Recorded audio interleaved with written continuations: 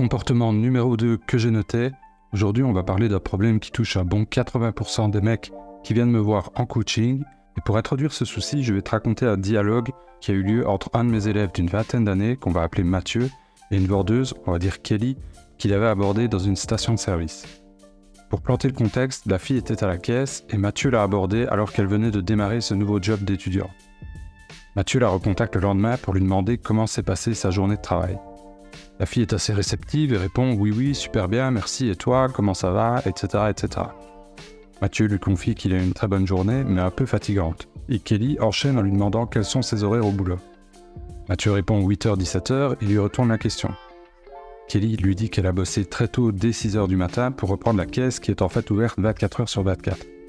Mathieu lui dit que c'est une lève-tôt et Kelly lui dit qu'elle a besoin de 10 heures minimum par nuit de sommeil.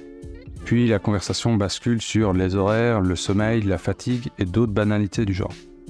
Est-ce que ça te dit quelque chose, ce genre d'échange? Est-ce que tu vois ce qui cloche ici?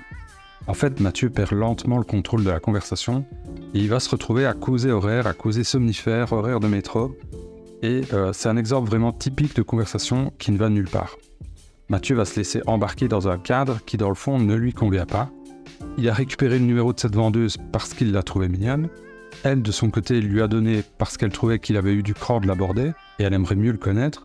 Et au lieu de partir sur une conversation intéressante, profonde et de faire naître une forme de flirt, ça va se terminer par discuter du lancement de la dernière promo Chocobar 2+1 gratuit en cours à la station-service dans laquelle bosse cette fille. Donc voici mon conseil, veille à ne pas t'enfermer tout seul dans une discussion qui ne te plaît pas. Je vais prendre une analogie un peu brutale, mais quand une émission te fait chier à la télévision, que ça t'endort ou que le ton de l'invité te plaît pas, tu fais quoi? Tu prends ta télécommande et ni une ni deux, tu changes de chaîne bien sûr, tu vas zapper. Un sujet de conversation avec une nana, c'est pareil.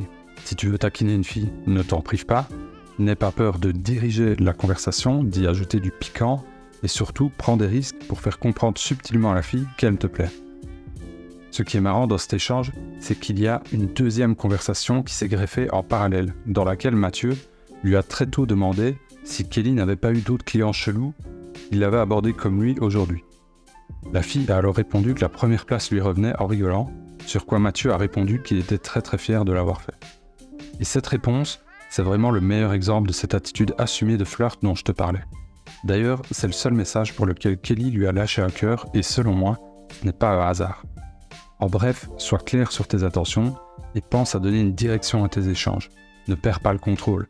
C'est toi qui diriges la conversation. Si tu ne veux pas être juste un ami, lâche des indices qui le lui feront comprendre. Mets ce conseil en pratique et viens en raconter tes succès. On se retrouve bientôt pour une nouvelle vidéo. Merci d'avoir regardé et à la prochaine.